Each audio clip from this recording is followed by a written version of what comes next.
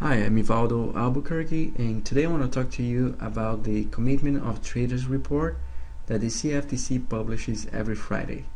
So we're looking at the numbers from the latest report, and this report basically shows what hedge funds and other big institutional traders are doing in the Forex market.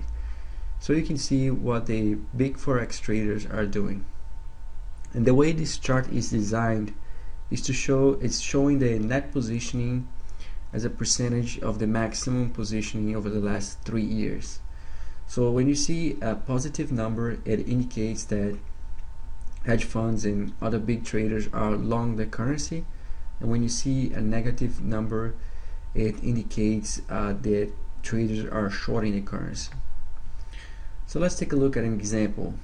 The euro right now is almost at 100%, so almost at the maximum positioning over the last 3 years, and since it's a negative number, it means that traders are shorting the euro.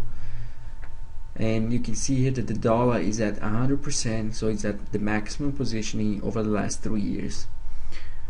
And the traders, and since it's a positive number, it indicates that traders are long the dollar.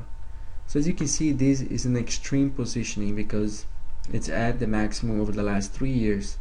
It doesn't mean that the dollar couldn't continue to move higher, but it does indicate that there is a higher risk of a short-term correction for the dollar because it's reaching an extreme positioning.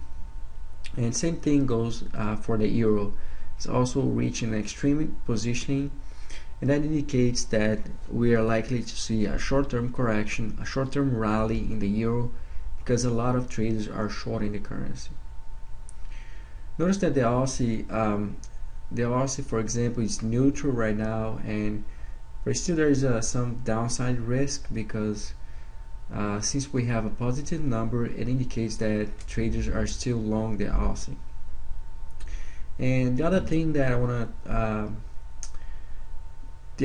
want to mention is that the Canadian dollar and the British pound are the two currencies that are most vulnerable to a correction in case we get a major risk aversion in the market.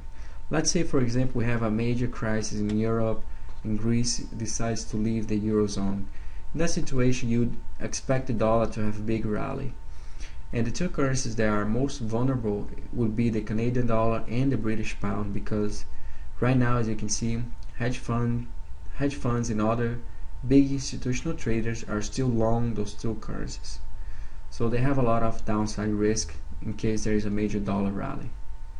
So that's how you use the Commitment of Traders report, and that's a report that I like to check out every Friday just to get a sense of what other traders are doing and to identify when a currency is getting to an extreme level of positioning. That's all I have for today, and thanks for watching.